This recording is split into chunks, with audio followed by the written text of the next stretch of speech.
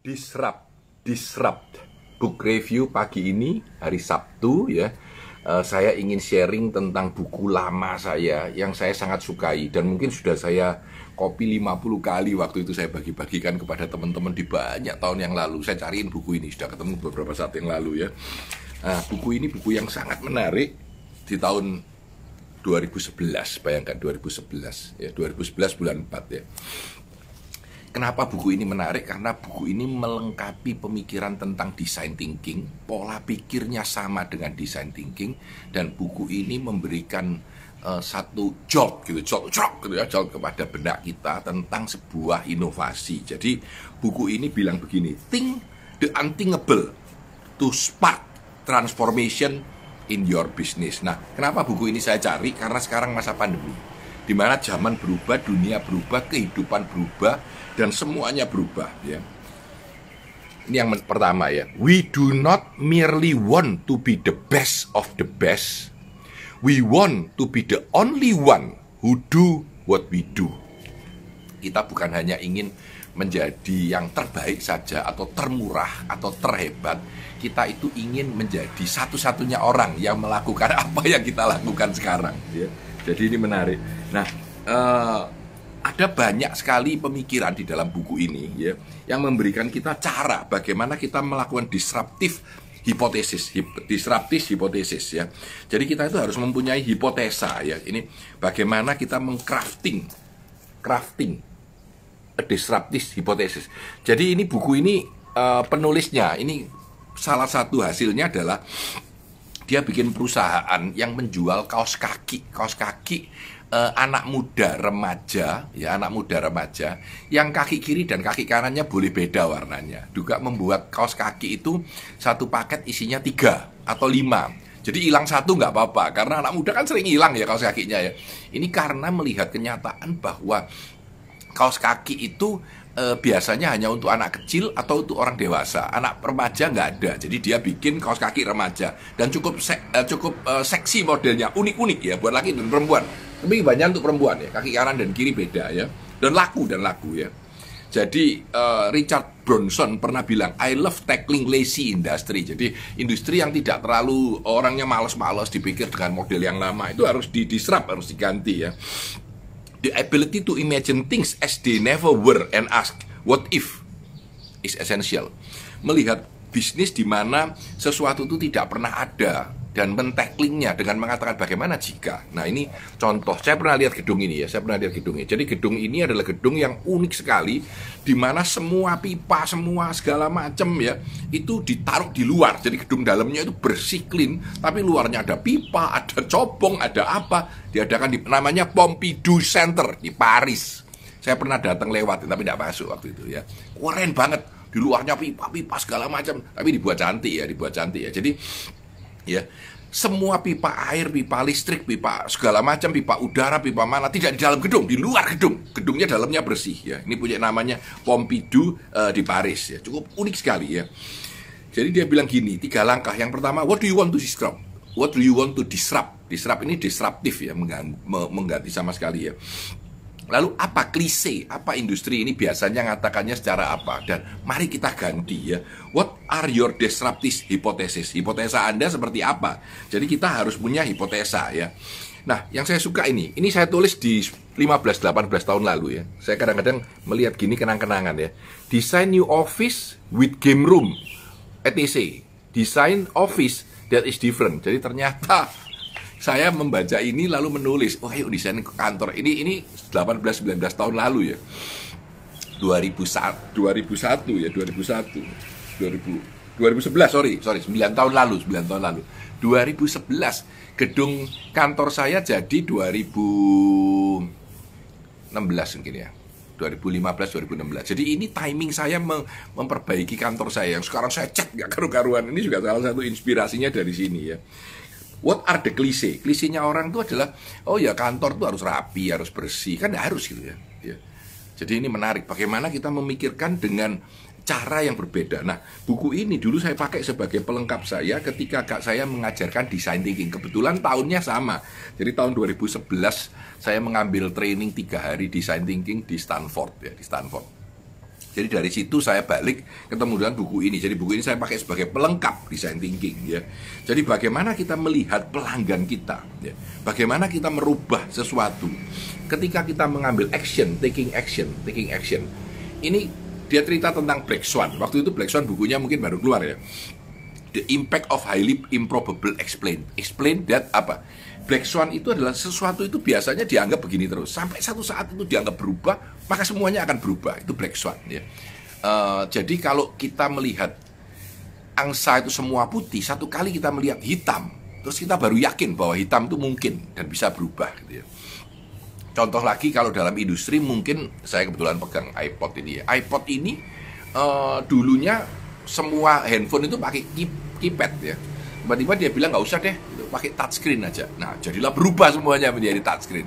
Itu disruptif ya. Jadi kita harus memikirkan dengan cara yang berpikir. Contohnya ini restoran ya, restoran. Restoran itu selalu pakai interaksi di mana ada menu, ada kertas, ada orang melayani. Bagaimana kalau misalkan menu itu adanya justru ketika mereka pulang, mereka keluar dari restoran baru ada menunya. Maksudnya apa?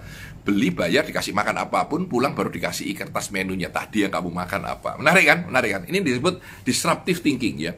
Contohnya customer bayar makanan dan minumannya. Bagaimana kalau makanan dan minuman itu gratis buat orang-orang ya? Tetapi justru yang bayar adalah show-nya misalkan ya, atau fasilitas lainnya. Contohnya apa? Gambling ya. Kalau Anda masuk ke Las Vegas, Anda duduk, minuman tuh dikasih gratis. Minuman saya pernah minum Cosmopolitan di Hotel Cosmopolitan di Las Vegas ya. Minumnya gratis, minum wine, minum apapun gratis. Anda disuruh main judi. Jadi minumnya justru gratis. Ini contoh ya. Ada restoran biasanya itu pakai 3 menu ya, 3 course atau 5 course ya. Bagaimana kalau misalkan 50 course? Dan ternyata ada restoran yang melakukan itu dan antrinya panjang. Jadi makan tuh 50 course, kecil macam-macam keluar dan tidak bisa milih sudah. Dan itu antrinya panjang. Nah, ini bagaimana kita melakukan disrupsi walaupun itu sederhana, disrupsi di dalam industri kita ya, merubah pola pikir kita menjadi sangat unik dan tidak lagi ikut pada kebiasaan-kebiasaan lama. Dari kebiasaan-kebiasaan yang baru itu kita menemukan ide. Nah, ini dia bilang, ini yang menarik, power of three juga ya. Kalau bisa coba cari 3 ide dulu yang mirip atau yang meng-attack the same problem, lalu dari situ kita lihat ide mana yang paling cocok ya. Dia sangat percaya juga dengan konsep-konsep design thinking, yaitu bagaimana kita melihat pada kacamata pelanggan, bagaimana melakukan prototyping dan seterusnya ya. Nah, ini ada format yang menarik buat dia ya, kasihin tools ya. Dulu saya kalau ada tools ini baru saya coret-coret ini ya. Ya, toolsnya menarik. Dia bilang that allow user to keuntungannya atau benefit by ya. Jadi kita harus memberi label dulu, tahu usernya, benefitnya apa, method atau caranya bagaimana. Saya ulangi, kita harus tahu labelnya, usernya siapa, keuntungannya apa, dan caranya bagaimana. Ini 4 langkah yang dia sarankan. Saya kasih contoh ya. A digital music system, jadi a digital music system itu labelnya adalah digital music system, allow people, memberikan orang-orang, sekarang benefitnya ya, to carry 1000 songs in their pocket, ya, membawa 1000 lagu di kantongnya, by synchronizing a portable device with online music store, iPod. Jadi iPod itu hanyalah sebuah sistem musik yang membawa orang bisa membawa 1000 lagu di kantongnya, ya. Dan benefitnya bisa dengerin 1000 lagu ya. Dan caranya gimana? Dengan mensinkronkan lagu yang sudah Anda beli ke dalam alat itu. Nah, ini dulu iPod keluarnya ya. Nah, dulu ini pada zaman ini ya, 10 tahun yang lalu ya, ada namanya flip. Flip itu kamera digital yang di flip gini, dilihat sini langsung jadi kamera. Sekarang semua orang nggak butuh karena sudah masuk di dalam handphone kita ya. Dulu namanya flip ya. Ini adalah a point and shoot video kamera. Video kamera yang ditaruh, ditempelkan sudah selesai ya. Dan membuat everyone in the internet can access in second how to record and share video. Jadi langsung Anda langsung masuk ke internet ya, with low quality footage and strip down feature. Jadi nggak usah aneh-aneh. Ini Flip Ultra namanya alatnya. Jadi tapi sekarang sudah mati menurut saya karena kena makan sama iPhone ya. Kok iPhone? Kena makan sama semua digital media handphone, smart handphone gini. Nah, dia bilang bahwa kita harus bisa mendifferentiate ourselves, dengan industri lain, dengan keadaan lain. Lalu kita harus memikirkan bagaimana modelnya. Jadi ini prototyping, saya tulis waktu itu tentang prototype ya. Ya ternyata buku ini juga memang sangat percaya sekali dengan bagaimana kita menciptakan prototype sebelum kita melakukannya. Ya, jadi kita sebelum kita melakukannya, kita membuat prototype ya. Nah ini ada beberapa contoh-contoh yang menarik-menarik, tapi salah satu power dari buku ini adalah membuat bagaimana kita membuat presentation. Jadi buku ini adalah sumber yang saya pakai untuk menemukan 9 slides presentation. Jadi kalau Anda mau mempresentkan ide Anda, pakailah 9 slide. Pakailah 9 slide. Nah, buku ini sebetulnya sumbernya ya. Kelompok 3 yang pertama adalah creating empathy, menemukan empati. Ya, contoh ini saya kasih contoh aja ya.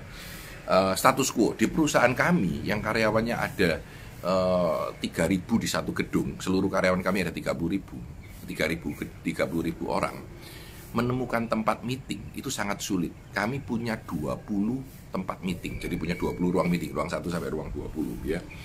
Lalu observasinya apa? Yang kedua adalah observasi. Setelah status quo observasi. Kita observasi. Selama ini begitu sering terjadi kesalahan menata ruang. Ya, nata ruangnya salah terus karena janjinya si A si B dan rebutan ruang yang mengakibatkan chaos atau kekacauan sehingga harus di reserve 3 kosong sehingga kalau orang penting datang bisa pakai ya. Menjadi tidak efisien. The story-nya gini. Ketika tamu dari Amerika datang, dia nggak bisa ikut meeting. Kenapa nggak bisa ikut meeting? Karena ruang meetingnya yang seharusnya dia pakai itu belum selesai orang sebelumnya. Padahal itu ruang VIP yang biasanya dia pakai. Karena ada direksi lain yang memakainya dan tidak berani mengusir orang-orang. Ini contoh ya. Nah ini menimbulkan empati. Kita merasa aduh kayak gitu ya. Nah yang kedua ya, kita melakukan tension. Tension ini tekanan. Merasakan nih apa rasanya ya.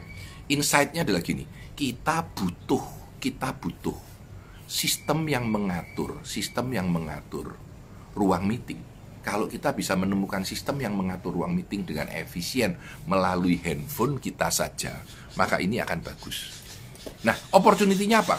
Kami mampu mendevelop apps sederhana yang bisa memakai untuk apps ini bisa dipakai supaya siapapun yang mau meeting bisa, mau meng-cancel mudah, mau membooking mudah, kalau kosong bisa line up, jadi lain kalau begitu ada yang keluar dia bisa masuk, dan kalau meng-cancel anytime bisa meng-cancel ya. Analoginya adalah seperti hotel sistem atau penerbangan, orang bisa book, kalau full ya sudah, kalau tidak full ya kita bisa booking. Jadi sebuah sistem seperti itu. Nah yang ketiga adalah make them believe, buatlah orang yang Anda presentasikan tuh yakin. Yang pertama solusi. Jadi solusinya kami orang IT akan membuat sistem untuk mengebuk ruang meeting yang ada 20 ini, dan apps ini bisa dipakai oleh semua karyawan yang ada di gedung ini. Itu solusinya. Keuntungannya apa? Oh banyak keuntungannya. Ini slide yang berikutnya. Keuntungannya 1, efisien, gak usah terlalu banyak yang kosong. Kedua, priority. Jadi orang yang VIP bisa lebih didahulukan ya. Jadi kalau meetingnya nggak penting boleh digeser gitu ya. Ketiga, sistem ini akan sangat real time. Jadi sesaat bisa lihat. Kalau mau pindah ruangan atau apa, sesaat bisa lihat. Kalau pakai sistem manual kan nggak bisa. Keuntungannya itu ya. Dan yang keempat, setiap orang mempunyai akses sesuai dengan levelnya. Jadi kalau direksi levelnya lebih tinggi, ini lebih tinggi ya. Yang kelima, bagian pembersihan pun akan dengan lebih mudah tahu, oh ini sudah selesai, saya langsung datang bersih. Ini contoh aja ya. Keuntungannya begitu. Nah, yang ke-9 itu disebut ethos atau apa yang gede sekali. Ethos itu adalah presentasi bahwa kalau ini berhasil, maka kita juga bisa memanfaatkan software yang sama untuk booking mobil kita. Kita kan punya 8 mobil ya. Supaya siapa yang nge-book dulu, siapa yang meminjam bisa. Accountability-nya tahu siapa yang sedang meminjam dan siapa yang sedang dipakai. Jadi bisa tahu juga ya. Kita bisa pakai untuk mobil. Kita bisa juga dipakai untuk overhead projector karena kita punya overhead projector cuma 10 ya, cuma 10 tidak di setiap ruangan ada. Ini zaman dulu overhead projector, sekarang sudah super murah ya. Ini misalkan bisa dipakai. Bisa juga dipakai booking hal-hal lain di dalam kantor kita ya. Nah, software satu ini bisa dipakai untuk banyak sehingga tentu para manajemen yang mendengarkan presentasi ini akan seneng banget ya. Wah, ternyata bisa dipakai untuk banyak hal. Kira-kira begitu. Jadi ini adalah disrupt ya. Disrupt ini judulnya adalah Think the Unthinkable to Spark Innovation in Your Business ya.